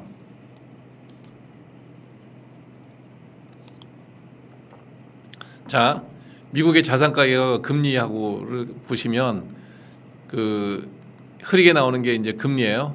금리가 높으면 자산 가격이 별로 안 오르죠. 근데 금리가 내려가면 자산 가격이 툭툭 뛰기 시작합니다. 이게 이제 그 버핏 지수가 쭉쭉 올라가기 시작하죠. 2019년, 20년 저때가 이제 코로나 초기에 양적 완화해서 엄청나게 돈을 뿌렸습니다. 돈을 뿌렸더니 금리가 어떻게 됩니까? 저기 2008년부터 2016년까지는 저게 리만브러스 사건 때문에 금리가 제로 금리였었어요. 그래서 QT 하느라고 좀 올리다가 다시 2019년도에는 코로나19 때문에 다시 금리가 제로 금리로 떨어지죠. 그때 돈을 QE를 엄청나게 하면서 파란 선 미국의 그 버핏 지수가 엄청나게 튀어오르기 시작합니다. 결론은 뭐냐면 상황이 너무 안 좋을 때 미국의 리만브러스 사태 벌어졌을 때 그게 이제 서브프라임 모기지 사고 터졌을 때죠. 2000년대는 저기 닷컴 버블 터졌을 때입니다. 그때 한번 또 난리치다가 돈 풀어서 적당히 해요. 그때 많이 풀지는 않았어요. 서브프라임 모기지 터졌을 때는 돈 많이 풀었죠. 그래서 금리 제로 금리 하니까 워낙 불경기였으니까 자산이 크게 뛰지는 않았어요. 저때가 2008년 9년부터 2016년 20년대까지가 그린스폰이 있을 때입니다. 그래서 돈을 풀어도 금리가 오르지 않더라. 돈을 풀어도 버블이 생기지 않더라. 그래서 돈을 막 풀었죠. 그러다가 좀 불안하니까 이제 버냉키 때부터 시작해서 자금을 좀 회수를 하다가 2019년은 다시 코로나 때문에 돈을 엄청 풀었죠. 그때 지금 같은 인플레이션이 벌어지고 버핏 지수는 170까지 올라가는 이런 일이 벌어지는 겁니다. 이거를 트럼프는 다 경험을 한 거예요. 자기가 40대 때부터. 결국은 돈을 푸는 거는 월가만 행복해진다. 자산을 갖고 있지 않은 사람들은 늘 가난에서 벗어나지 못한다. 평균적인 미국 사람들의 생활 수준을 높이고 건전한 경제 구조를 만들려면 제조업이 부흥하지 않으면 안 된다라는 것이 트럼프의 생각입니다. 이런 차트를 보면 다 보이죠. 하루하루 주가는 몰라도 하루하루의 버핏 지수는 몰라도 멀리 놓고 보면 다 보이죠. 국가를 움직이는 사람이 이런 걸 보죠. 어제 주가가 오늘 주가 같은 게 관심 없죠. 이걸 보면 어떻게 운영을 해야 되겠는지에 대한 고민을 하지 않을 수가 없죠. 다음. 자, 2000년부터 월스트리트하고 메인스트리트 뒤지는 거 한번 보세요. 이 이제 진한 선이 뭐냐면 경제활동 참여율이라는 건데 무슨 의미냐면 100명의 성인이 있는데 우리가 실업률을 계산할 때는 경제에 내가 활동을 하겠다는 의사, 구직 의사가 있는 사람이 직장을 못 얻으면 실업률에 들어가요. 근데 나는 아예 경제활동을 포기해버립니다. 그러면 경제활동 참여율이 뚝 떨어지는 거예요. 그러니까 2000년까지는 보면 미국에 100명이 있다고 치면 67명까지 67%까지가 나 경제활동 할 거야. 그러니까 경제활동할 의사가 있다는 거죠. 열심히 일해서 돈을 벌겠다라는 사람이 있었는데 그게 2000년도에 지나서 2000년도가 뭡니까? 닷컴 버블이 있고 난 이후에 쭉 미국 경제에서 보면 경제활동 참여율이 떨어집니다. 무슨 얘기냐면 주식하는 거는 경제활동에 들어가지 않아요. 일을 하는 건 아닙니다. 그러니까 그런 쪽으로 사람들이 많이 빠져나가고 일하는 사람이 많이 줄었다는 거죠. 그러니까 1980년 이후로 산업 생산에 의한 경제 성장 과실은 일본, 아시아, 브릭스, 중국으로 다 넘어가고 미국의 메인스트리트에서는 성장 탄력이 없어지기 시작합니다. 그러니까 사람들이 일해봐야 별로 돈이 안 벌려. 그러니까 다른 대안을 찾는 거죠. 반대로 주식이나 채권은 계속 오릅니다. 계속. 투자만 하는 거죠. 그래서 지금의 미국의 노동 인구가 부족하다는 얘기가 나오는 이유는 노동 참여율, 경제 참여율이 되게 많이 떨어졌습니다. 60까지 떨어졌잖아요. 조금 회복하고 있는데 실제로 회복되지 않아요. 잘 회복 안 된다 그러더라고요. 이런 것들이 뭐냐? 다 제조업이 없어지면서 제조업이 상실되면서 생기는 경제적 현상이다. 이런 걸 다 볼 것 같으면 제조업에 대한 현재 미국 행정부의 생각이 어떤지 이런 여러분들이 보일 거예요. 다음 슬라이드. 자, 트럼프가 매기는 관세는 4종 세트가 있습니다. 유니버설 타리프, 모든 관세, 보편 관세 매기겠다는 겁니다. 국가별 관세, 펜타닐 수입 규제하는데 도와주지 않으면 25%씩 때리겠다. 그래서 캐나다, 멕시코는 맞았고 캐나다는 대들다가 계속 맞고 있고 멕시코는 열심히 우리가 막아보겠습니다. 그래서 유예되고 있죠. 중국은 원래 25% 때리고 있었으니까 다시 추가 10% 불법 이민 막고 펜타닐 막아라. 이제 국가별 관세죠. 그 다음에 이제 품목 관세, 아이템 타리프라 그러는데 특정 품목에 미국에서 지금 철강하고 알루미늄에는 무조건 50% 때립니다. 이게 무슨 얘기냐면 미국은 철강이나 알루미늄을 생산할 능력도 있고 원료도 있어요. 워낙 넓은 땅이고 에팔레치아 산맥이 정말 마르지 않는 샘물이 여기 파면 아직도 많이 나와요. 원광석이. 그러니까 그거를 하겠다는 거예요. 이제는 미국 내에서 만들겠다는 거야. 자, 50% 관세를 때리면 수입하지 말란 얘기입니다. 50% 정도 내고도 미국에서 자체 생산되는 거랑 가격 경쟁은 못할 거예요. 그러니까 들어오지 못하게 하는 겁니다. 이런 거에 대해서 현대그룹은 알았던 것 같아요. 그래서 현대제철이 미국에 연산 200만 톤 정도의 철강 공장이 들어갔어요. 자동차 말고. 왜냐하면 미국 내에서 소요되는 철강만큼은 한국에서 수입할 수 없으니 자체 생산하겠다고 갔고요. 그 철강 생산을 전기료로 생산하는데 그 주에서 전기료를 엄청나게 싸게 한국의 전기세의 3분의 1 값으로 공급하기로 됐죠. 경쟁력이 있죠. 원료 미국에서 나와요. 미국은 철광석이 많이 나오는 나라입니다. 수입 안 해도 돼요. 그렇게 기업들은 다 살아갑니다. 그다음 상호관세, 국가별 무역 균형을 맞추기 위해서 이번에 다 협의한 겁니다. 레시프로칼 타리프는 우리 15%, 일본 15%, 영국만 10%로 다 줬습니다. 미국은 뭐 영국을 형님 나라처럼 생각하니까 10% 정도로 해준 것 같아요. 다음. 자, 품목 관세. 이게 이제 미국이 이제 다시 또 자기들이 원하는 바를 강요하는 거죠. 임기 내 트럼프 임기 내에 미국의 생산 설비를 건설하거나 짓겠다고 약속하는 기업을 제외하면 반도체에 대해서 100% 관세를 품목별 아이템 타리프를 매기겠다는 겁니다. 트럼프가 발표한 거는 반도체 품목별 관세 100%를 하겠습니다라고 트럼프가 발표했고 다음날 러터닉 상무장관이 나와서 임기 중에 미국의 생산 설비를 짓겠다고 약속을 하거나 짓는 기업에 대해서는 빼주겠다. 결론이 뭐냐면 반도체 공장 미국에 지세요라는 얘기입니다. 왜? 더 이상 이런 걸 수입품에 의존하지 않고 그 회사의 국적이 미국이 뭐 한국이든 대만이든 뭐 상관없다는 거예요. 미국의 인텔만 갖고는 부족하니 너네들이 여기다 공장 짓고 여기서 만들어라는 얘기입니다. 안 그러면 100% 관세 때리겠다는 겁니다. 그래서 현재 삼성전자는 380억 불짜리 공장 짓고 있고요. SK하이닉스도 패키징 공장 짓고 있습니다. 기업들은 눈치 빠르죠. 11월 달에 트럼프 당선될 때 이미 다 하고 있다는 얘기입니다. 어떻게 해야 되는지. 근본적인 목적은 관세가 목적이 아닙니다. 최신 반도체 2나노급 반도체 2나노급은 설계 기술은 미국만 갖고 있어요. 그래서 그거를 삼성이 들어가면 받을 수 있겠죠. 일본에다가는 기술을 제공하고 일본에서는 일본에 공장 짓고 있어요. 그 공장을 지어서 일본이 그 반도체를 가지고 수출을 하겠다. 아니요. 자국 그냥 소비용입니다. 지금 제가 쭉 얘기한 이런 반도체든 뭐 다른 품목들도 다 매한가지 미국도 이걸 가지고 수출 경쟁력을 갖춰서 수출하겠다는 생각이 없어요. 자국 내 자국 수요만이라도 이걸로 하겠다는 겁니다. 그래서 가격 경쟁이 그렇게 크게 문제가 되지 않는다는 거죠. 공장 짓는 돈만 갖고 들어서 지면 돼요. 그래서 자꾸 이런 요구를 하는 겁니다.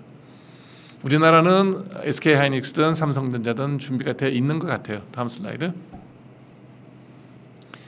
이제 문제 의약품입니다. 트럼프 또 얘기했죠. 2025년까지 200% 관세를 부과하겠다. 안 나면 28년까지 최대 250%까지 부과를 하겠다. 이거는 다른 외국 기업의 제약사를 갖고 협박하는 게 아니에요. 자국 기업으로 협박하는 겁니다. 자국 내에 얼마나 많은 제약회사가 있어요. 근데 미국의 약값이 전 세계에서 제일 비싸요. 제약회사들이 그 가격을 매길 때 그 나라의 그 GDP 수준에 맞춰서 가격을 상대적으로 조절해서 매기거든. 가격을 책정을 하는데 공장은 다 외국에 나가 있어요. 인도, 중국에. 그래서 이런 식으로 올해는 15% 품목 관세, 내년에 뭐 저기 30%, 그다음에 2027년에 150%, 최대 250%까지.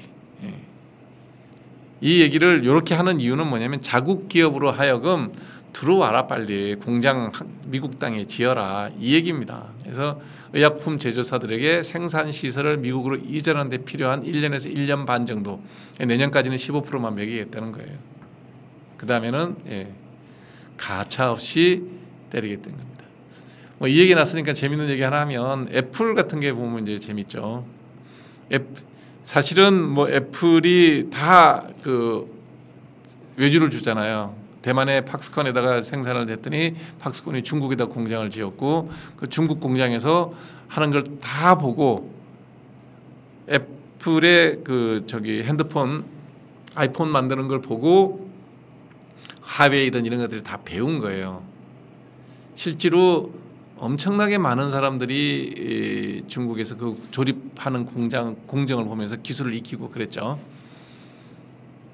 그래서 이제 중국에다가 보복 관세를 매기면 애플도 관세를 내야 되거든요. 그러니까 애플이 어디로 도망을 갔냐면 인도로 도망을 갔어요. 인도에다가 5천억 달러인가 투자해서 인도로 공장을 다 이전을 하겠다 그런 거예요. 인도는 또 저기 쿼드에 들어 있잖아요. 미국하고 중국 봉쇄하는데 인도, 호주, 일본, 뭐 미국 이렇게 쭉 그 쿼드에 들어 있으니까 괜찮겠거냐 갔더니 트럼프가 그러죠.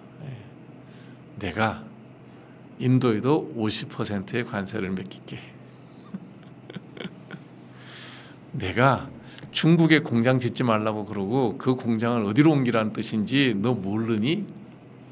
미국으로 공장 옮기라 그랬지 언제 내가 인도로 옮기라 그랬어. 인도 50% 관세는요 인도 정부가 잘못한 게 아니라 애플이 잘못한 거예요. 그래서 지금 애플이 미국으로 공장을 다시 옮길 겁니다. 6천억 불 투자해서 미국에다가 공장을 옮기고 미국에서 애플을 만들겠다. 수출용 애플은 거기서 못 만들겠지만 미국 사람들에서는 애플은 미국에서 만들으라는 얘기입니다. 예. 똑같아요. 지금 의약품하고 다 미국 내에서 만들으라는 겁니다. 예. 너네들이 돈 최고로 많이 버는 것도 중요하지만 미국 사람들한테 고용 창출하는 것도 중요하다는 거예요. 그래서 애플이 팀 쿡인가요? 백악관에서 발표하는 거 봤는데 6천억 불을 투자했다 그러더라고요. 이게 지금 현재 트럼프가 추구하는 바입니다. 자국 기업에 대해서도 가차없다는 거예요. 외국에 관세 매기는 목적이 그러하다는 겁니다. 인도가 50% 관세 매긴 거 아마 애플 생산 라인만 전부 이쪽으로 다 미국으로 옮기면 50%는 다시 내려줄 겁니다. 내가 볼 때는 그래요. 인도의 50%는 애플 관세였다라는 게 제 생각입니다. 다음 슬라이드 볼까요? 자, 이제 이렇게 돼서 미국의 패권이 무너진다 그러고 난리가 났는데, 자, 미국의 달러 패권이 무너질지 안 무너질지 한번 보자는 거죠. 네. 전 세계 중앙은행이 보유적인 외국 자산이 달러로 표시된 게 정확하게 58%더라고요. 한 60% 정도의 달러 채권입니다. 그 다음에 전 세계 국제 무역의 거래액의 75%가 달러로 거래됩니다. 전 세계 외환 시장의 거래가 90%가 달러로 외환 시장이 구성됩니다. 달러 패권이 무너질까요? 여기서 관세 매겼다고? 제가 이 얘기를 드리는 이유가 너는 미국 팬이야, 뭐 미국의 뭐 트럼프를 좋아하는 사람이야 이런 얘기를 하시면 안 됩니다. 제가 하는 얘기는 객관적인 데이터가 이런데 자꾸 우리나라 언론에서 트럼프를 비판하고 트럼프를 비난하고 저거 실패할 거야. 그래서 결국은 없어질 거야. 희망사항을 얘기한다는 거죠. 제가 얘기했잖아요. 지난 선거 때 트럼프는 한 번도 여론조사에서 특히 그 선거인단 획득 여론조사 내용을 보면 진 적이 없었다고. 우리는 1년 내에 민주당이 이긴다 그랬어요. 민주당이 이기길 바라는 거죠. 내가 바란다고 해서 내가 투표를 하고 뭐 그게 권한을 행사할 수 있는 힘이 있다면 당연히 그건 좋아요. 뭐 미국의 대통령은 패권국의 대통령이니 전 세계 다른 나라 사람들한테도 미국 사람들의 뭐 10분의 1이라도 0.1표라도 행사할 수 있는 유권자라면 그런 논리가 되죠. 우리는 한 표도 행사 못합니다. 미국 대통령 선거에 선거 자금 뭐 후원금도 못 보내. 외국인들은 못 보냅니다. 그냥 지켜보는 거죠. 관객이죠, 관객. 그런데 그렇게 얘기를 해요. 지금도 매한가지는 겁니다. 제가 볼 땐 달러 패권 그렇게 무너지지 않을 거라고 봅니다. 언젠가는 무너지겠지만 적어도 뭐 향후 50년, 100년 안에는 달러 패권을 무너뜨릴 수 있는 다른 대안이 없다는 겁니다. 자, 기축통화가 되려고 그러면 상품 거래가 되게 다양해야 됩니다. 해칭을 하건 거래를 목적으로 하건 그다음에 그게 잘 회전돼야 됩니다. 근데 미국 국채만큼 신속하게 거래가 가능할 수 있는 그런 상품이 없어요. 국채가 없습니다. 그래서 자산을 운용하는 사람들이 다 10년물 미국 국채를 최후의 피난처로 갖고 있는 이유가 뭐냐면 우리가 아주 급하면 안 팔리거든요. 안 팔린다고. 근데 미국 국채는 싸게라도 팔 수는 있다고요. 회전은 된단 말이죠. 그러니 절대로 미국의 패권, 미국의 채권이 무너져 내리지 않을 거라는 거죠. 그 다음에 패드는 아무리 대통령이 압박을 넣고 정치권에서 압력이 들어와도 달러의 기본적인 구매력을 유지하는 역할을 지금까지 잘 해왔습니다.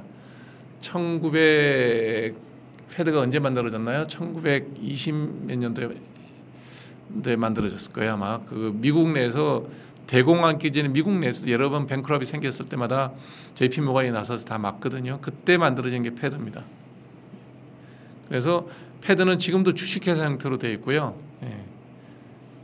물론 뭐 이익이 남으면 다 미국 재무부에다 귀속시키는 걸로 법은 만들어져 있지만 6%인가는 거기 주 배당을 합니다. 이익금의 6%는. 근데 뭐 세니리지 효과가 얼마나 좋아요. 뭐 달러 100달러 찍는데 4센트인가 40센트인가 든대잖아요. 나머지 다 이익이죠. 미국이 만든 수출품 중에 최고의 수출품이 달러입니다. 그러니까 그 달러의 구매력을 유지하는데 패드는 굉장히 적극적이고 자기 목에 칼이 들어도 그거를 지키려는 그 연준의 위원, FOMC 위원들이나 연준 의장 있죠. 예전 제가 제 유튜브에서 한번 다룬 적이 있는데 아스벤즈라고 닉슨이 임명했던 그 연준 의장이 있는데 그때 이제 인플레이션율이 뭐 30% 40% 올라갔던 적이 있죠. 그래서 아스번즈는 미국 연준에 있는 사람들은 다 알아요. 되게 유명한 사람입니다. 미국을 말아먹을 뻔했던 닉슨이 시킨 대로 돈 찍어내다가 아주 그냥 달러가 휴지 조각이 될 뻔했죠. 그러고 난 다음에 그거를 갈아엎었던 사람이 누구죠? 확 올렸던 사람, 금리 확 올려가지고 막았던 사람, 이름 기억이 안 나네. 그래서 어찌됐든 패드는 달러의 구매력을 유지하는데 굉장히 노력을 하고 그래서 그런 시스템을 가진 나라가 몇 나라가 없어요. 그 다음에 은행 간 청산 결제를 할 수 있는 시스템이 칩스라는 게 있는데 너무너무 미국은 잘 돼 있어요. 망하는 은행이 이번에 뭐 SVB가 망한다 그랬을 때 싹 청산해서 깨끗하게 시스템이 돌아가게 만들잖아요. 이런 배관 역할들이 잘 만들어져 있습니다. 그러니까 미국의 달러 패권이라는 게 일순간에 그렇게 뭐 관세 매긴다고 무너지지 않는다. 향후 50년 모르겠어요. 100년? 저는 그렇게 봐요. 다만 전제 조건 하나가 있죠. 미국이 스스로 치명적인 실수를 범하면 안 된다. 이건 뭐 당연한 얘기죠. 근데 미국은 트럼프가 저런 일을 하든 행정부에서 과한 일을 하면 도처에서 막습니다. 이번 관세에 대해서 일단 뭐 연방 그 대법원에 올라가 있잖아요. 크로스 체킹 늘 하고 그 시스템이 유지가 돼 있다는 거죠. 그래서 그렇게까지 달러가 무너지지 않을 거다는 게 제 생각입니다. 다음. 대안은 여러 가지가 나와요. 이제 유튜브 보시면 쭉쭉 나옵니다. 자, 제일 늘 얘기했던 게 중국 위안화죠. 차이나 위안이 안 되는 이유. 그냥 이런 얘기할 때 제가 쉽게 물어볼게요. 여러분들한테 내가 위안하고 지금 미국 달러가 몇 대 몇이죠? 1위안이 200원 정도, 우리나라 돈은 200원. 한 5배, 한 5위안, 6위안 되나요? 7위안 정도 되나? 뭐 1대 7 정도 된다고 쳐요. 여러분들한테 제가 100달러를 드리는 게 좋아요? 아니면 700위안 드리는 게 좋아요? 그냥 내가 돈 드릴 거예요. 그게 현재 기축통화입니다. 여러분들한테 100불을 드리는 게 좋아요? 아니면 14만 우리나라 돈 15만 원 드리는 게 좋아요? 중국 돈 7위안 드리는 700위안 드리는 게 좋아요. 뭐 이런 식으로 여러분이 돈을 받았을 때 기분 좋은데 이런 게 있잖아요. 아니면 아주 뭐 극단적으로 이제 구두 쿠폰이 있잖아요. 몇십만 원짜리 구두 쿠폰도 그것도 화폐 가치는 하죠. 아니면 이번에 이재명 정부에서 했던 뭐 소비 쿠폰을 받으실래요? 달러 받으실래요? 같은 등가로 여러분들 다 달러 받고 싶지 않으세요? 그러면 그런 마음이 살아있는 한 달러의 기축통화는 절대로 무너지지 않는다는 겁니다. 더군다나 중국은 법치주의가 없잖아요. 그래서 중국의 체제 하에서 어떤 분쟁이 생겼을 때 공정하고 예측 가능한 판결을 기대하기 어렵죠. 화폐 문제도 문제가 생기니까. 그렇기 때문에 중국의 위안화가 대안이 될 수는 없다. 그리고 작년 기준으로 봤을 때 국제간 결제 위안화 비중이 4.5%밖에 안 된다. 그리고 뭐 안 되는 이유가 수십 가지예요. 그것도 제가 지난번에 한번 위안화가 국제가 될 수 없는 이유가 제 유튜브에서 올려놓은 게 있는데, 일단 중국은 무역 흑자국이에요. 상당 기간 그럴 거예요. 제조업 중심이기 때문에. 그래서 안 되고요. 그다음에 외환 결제에 대한 자유화가 없어요. 우리가 우리 나라 원화가 왜 국제가 안 되냐 그러면 우리는 외환 시장이 자는 시간이 있어요. 그 컴퓨터가 스탑되는 시간이 있고 우리 퇴근하면 안 되거든요. 미국은 24시간 됩니다. 그래야지 국제가 될 거냐, 시차가 있는데. 예. 그래서 규제가 있는 나라의 돈은 절대로 저게 되질 않아요. 기축통화가 되지 않습니다. 그 다음에 이제 비트코인, 이게 이제 문제죠. 비트코인인데 이번에 미국 공무원 연금인가요? 402K, 지난번에 누가 가르쳐 줬는데 그 402K 공무원 연금이 비트코인 투자할 수 있게끔 바뀌었더라고요.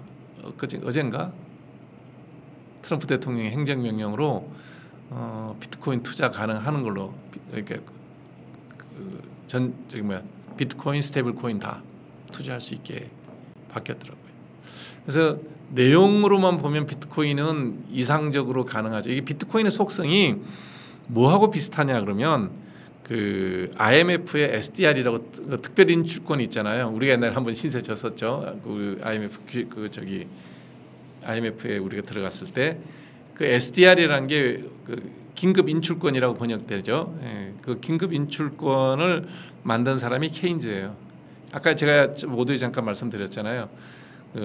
브리튼 우즈 협정 때 케인즈가 했던 얘기가 국제 통화는 기본적으로 공동 관리하는 다른 돈이 있어야 되고 다른 나라가 다 거기에 연계돼야 된다 그랬을 때 미국이 야 우리가 전쟁 보상금도 안 받고 아무것도 안 하는데 이거 정도는 우리 마음대로 해야 되지 않아? 이게 이제 미국의 논리였고 뭐 아무도 말 못하죠.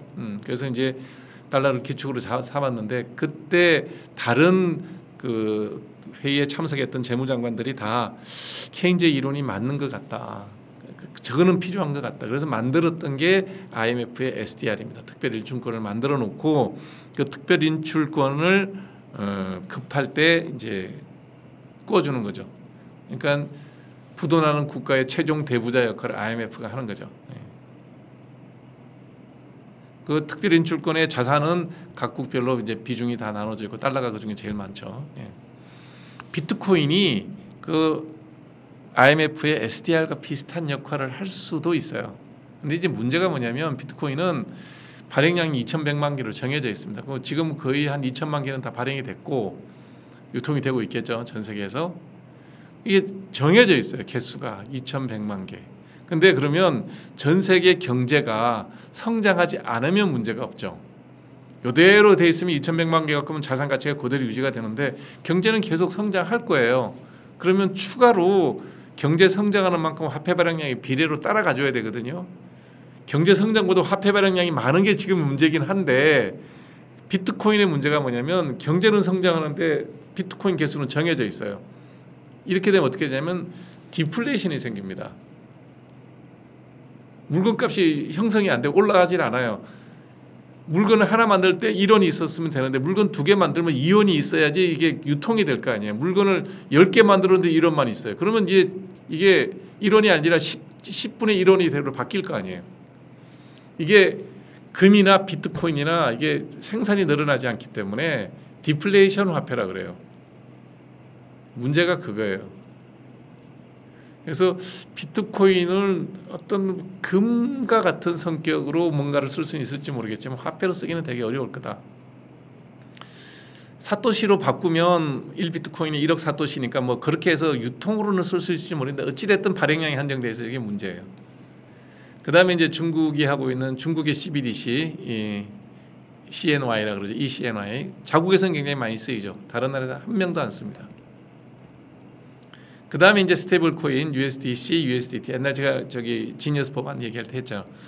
이거는 기축 통화는 되지 않지만 요걸 통해서 미국이 통화 증발 없이 국제 거래관에서 무역 거래로는 스테이블 코인이 꽤 많이 쓰일 수 있어요. 그래서 미국이 트래핀의 딜레마에서 벗어나려 그러면 스테이블 코인이 되게 확대되면, 그러니까 미국의 국채를 담보로 스테이블 코인이 발행되고, 그러면 이거는 현재 미국 연준에서 발행하는 화폐랑 좀 다른 성격이 있죠. 무역 거래만 일어난다 그러면 트래핀의 딜레마 없이 무역 적자가 나지 않아도 무역 거래는 일어날 수 있죠.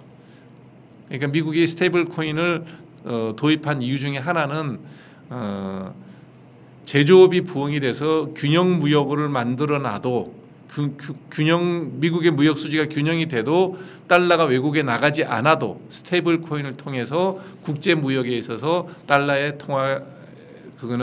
통화의 영향력은 그대로 유지할 수 있으니까 그 목적으로는 쓰이긴 하지만 이게 기축 통화의 대안이 되지는 못하겠죠. 그다음에 이제 브릭스 그러잖아요. 브라질, 러시아, 인도, 차이나, 사우스 아프리카. 그러니까 이제 인구도 많고 그다음에 산업은 아직까지 앞서가지는 않지만 GDP는 늘어나고 그다음에 원자재가 되게 많은 나라들이죠. 공통점이. 이네들이 이제 미국이랑 맞서서 이제 더 화가 나니까 공동화폐를 만들겠다. 그다음에 자산을 바탕으로 한 코인을 만들겠다. 뭐 이런저런 얘기를 많이 하는데 이 얘기를 안 그래도 미국의 그 월스트리트 저널에선가 저기 벤센트 장관한테 물어요. 질문을 합니다. 브릭스에서 화폐를 만들고 달러를 배제한 어떤 통화를 만들 계획을 갖고 있는데 어떻게 생각합니까? 그랬더니 벤센트가 한 유명한 얘기가 있죠. 씩 웃으면서 그 나라 중에서 5개 나라잖아요. 5개 나라 중에서 무역 수지가 흑자인 나라, 적자인 나라 한 나라만 있으면 얘기해 보세요. 그런 거예요. 무역 수지가 적자가 되지 않으면 절대로 그 나라 통화가 그런 나라 5개가 모였는데 뭘 어떻게 하겠다는 얘기냐. 미국이 지금 큰 소리 치고 있는 거는 자유롭게 미국 시장에 접근할 수 있는 그 시장이 열려 있는 나라가 미국밖에 없어요. 그런 미국이 1년에 수입하는 액수가 작년에 4조 1천억 달러를 수입을 했습니다. 4조 1천억 불짜리 시장을 전 세계에다가 공개한 나라는 미국밖에 없어요. 미국이란 시장에 접근하지 않고서 제조업이나 경제를 운영할 수 있는 나라가 없죠. 아무리 GDP가 많아도 다 폐쇄적이고 팔고 뭐 이래야 되잖아요. 팔아야 돼 먹고 사는 사람하고 소비하면서도 견뎌낼 수 있는 나라의 차이죠. 브릭스는 벤센트 얘기입니다. 그 중에서 적자 나는 나라 한 나라만 얘기해봐요. 그래요. 그래서 제가 찾아봤어요. 적자 나는 나라. 작년에 인도가 200억 불 적자 났더라고요. 그러니까 없다고 봐야죠. 다음. 그래서 트럼프가 생각하는 최종 지향점은 중국과의 관계에서 위안화 절상을 하라는 게 지금 미국의 생각입니다. 그래서 중국과는 위안화 절상을 통해서 무역 수지 적자를 줄이고 그다음에 월가의 자본의 유입이 줄어드는 것. 그러니까 자본 수지가 월가로 들어가는 게 줄어든다 하더라도 그거는 자본이 왔다 갔다 하는 것뿐이지 미국의 메인 스트리트 실물 경제는 아무런 영향이 없다라는 게 미국의 생각입니다. 미국 행정부의 생각입니다. 그래서 어떻게든 관세를 매긴다 하더라도 월가의 뭐 주가가 떨어지더라도 실물 경제에는 큰 영향이 없고 그다음에 제일 더 목적은 미국에 들어오는 돈이 월스트리트가 아니라 메인 스트리트로 들어오라는 겁니다. 뭐 이번에 그 협상할 때 관세 협상할 때 투자 협상한 게 저거죠. 너네들 미국이랑 그래서 돈 많이 벌었잖아. 그 돈 미국의 메인 스트리트 제조업 부흥하는데 투자해라. 결론 미국 주식에 투자할 돈 있으면 미국에 공장 지어라. 이겁니다. 그냥 거칠게 표현하면. 다음 슬라이드. 자, 항상 그 트럼프도 얘기하고 벤센트도 얘기합니다. 네, 우리는 강달러를 그대로 유지할 거다. 미국의 달러 가치는 유지할 거다. 이런 얘기를 늘 해요. 그렇지만 그거는 말이 안 되는 얘기죠. 무역 수지를 마치려면 약달러가 돼야 됩니다. 요거 보시면 2024년 11월부터 미국 트럼프 선거할 때부터예요. 당선되고 난 다음에 달러 인덱스란 게 뭐냐면 그 미국의 달러를 놓고 서방 화폐 6개, 그러니까 영국의 스터링 파운드, EU, 일본의 엔, 그다음에 스위스의 프랑, 그다음에 스웨덴의 크로네가 들어갑니다. 한 나라가 더 있는데 6개 나라인데 빠진 데가 어디지? 캐나다 달러. 그래서 6개 나라의 통화를 바스켓으로 만들어서 미국의 달러와 이렇게 비교를 합니다. 비교를 해서 100대 100이면 1대1이잖아요. 그게 올라가면 달러 가치가 강한 거예요. 제일 많이 올랐을 때가 2025년 1월, 2월 그 사이죠. 110까지 올라갔었어요. 이때 우리나라 환율도 뭐 1,400원이 올라가서 1,500이 무너지니 안 무너지니 할 때 그때입니다. 그러다가 4월 달에 관세 해방의 날, 미국의 해방의 날을 선언했더니 달러 인덱스가 쭉 떨어져서 100 이하로 내려옵니다. 지금 현재 98입니다. 이건 매일매일 변하는 거니까요. 저기 시카고 선물시장에서 CFD가 시카고 선물시장, 저기서는 매일 거래가 이제 일어나니까 매일 변하는데 어찌됐든 트럼프가 말로는 강달러, 속으로 원하는 약달러가 이루어지고 있습니다. 자, 지금 제가 몇 가지 investing.com에서 저 자료는 뭐 미국에서 나오는 자료니까 한글로 번역된 거 이렇게 나오고요. 다 인터넷 나옵니다. 들어가서 보시면 나오는데 결론, 트럼프가 자기가 원하는 대로 지금 관세를 때리고 있는데 미국의 주가, 나스닥 지수, 다우존스 지수, S&P 500 지수 다 올라갔고요. 미국이 원하고 있는 달러 인덱스, 미국의 환율은 약해지고 있습니다. 하루하루의 변화는 얘기할 수 없지만 6달, 8달 뒤의 변화를 보면 이렇다는 거예요.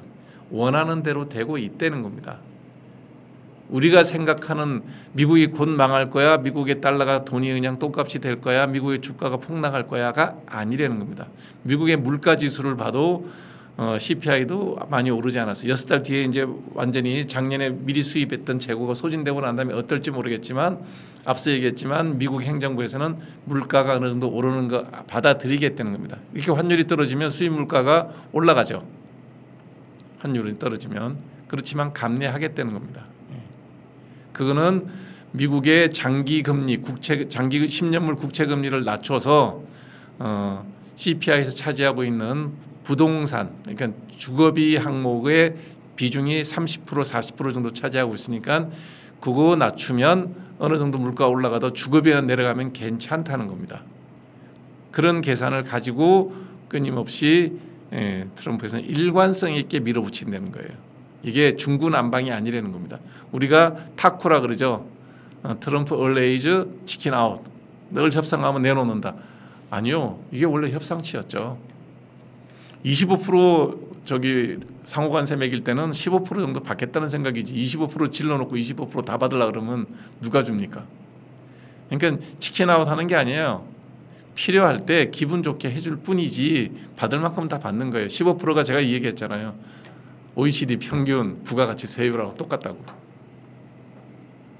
사람들은 그걸 갖고 비아냥거립니다. 트럼프는 늘 치킨 게임 하다가 양보한다. 양보한 게 아니에요. 원래 목표치가 15였어요.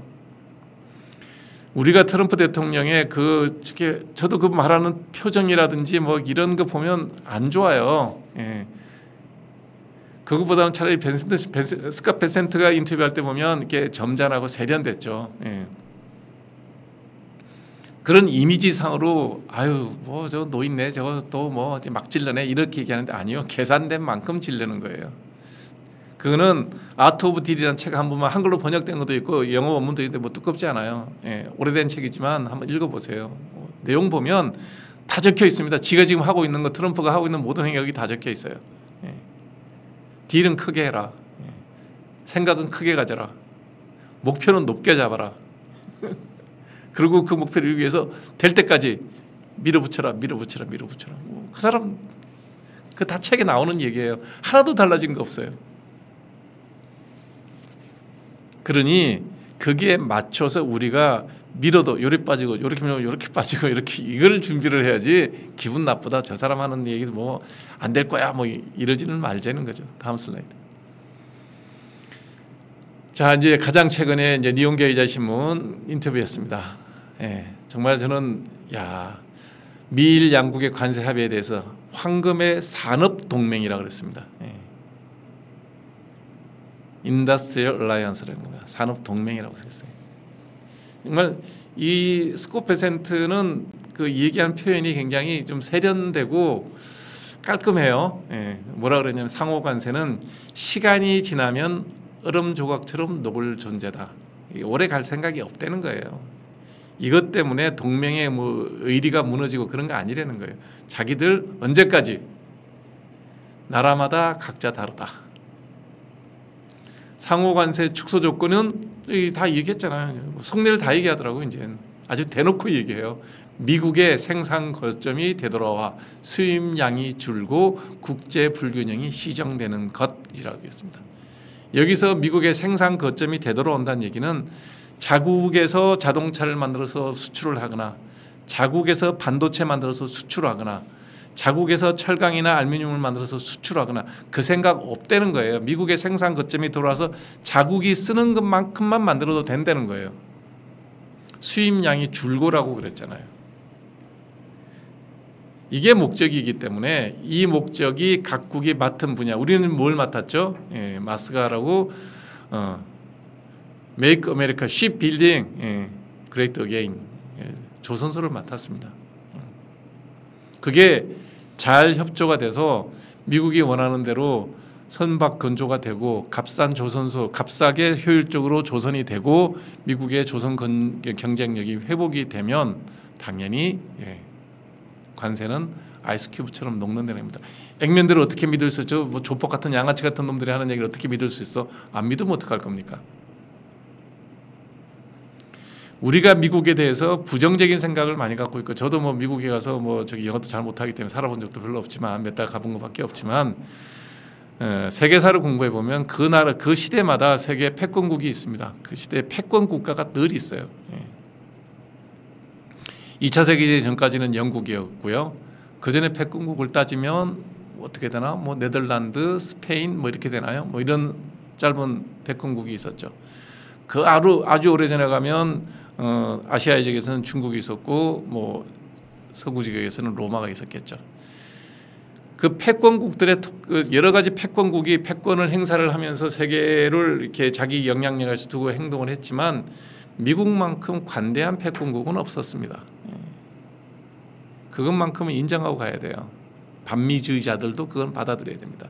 미국은 패권을 굉장히 소프트하게 영향력을 행사한 사람이고 지금 트럼프가 하고 있는 거는 보면 그게 역대 미국이 해왔던 2차 세계대전 이후에 미국이 해왔던 그 행위에 대한 걸 기준으로 따지면 배신당한 느낌이 들기는 하죠. 잘해주다가 갑자기 이러니까. 잘해주는 게 비정상이었고 지금 하는 게 어쩌면 정상일 수도 있다고 생각하면 우리가 대응하기가 좀 쉬워지죠. 그래서 트럼프 관세의 목적은 미국 내 제조업이 부흥해서 국제 수지 균형을 맞추는 겁니다. 그래서 미국이 하고 있는 지니어스 법안을 내가 길게 한번 다 설명드렸지만 기본 목적은 달러의 패권을 유지하고 국제 무역은 균형을 맞추겠다. 상호 모순적인 얘기를 동시에 만들어 보겠다는 게 스테이블 코인을 도입한 목적 중에 하나입니다. 그거하고 이 관세 정책하고 다 연결이 돼 있다는 거예요. 그래서 토막토막 내서 볼 것 같으면 이게 뭐 하는 짓이야 막 중구난방인 것 같지만 다 연결돼 있어요.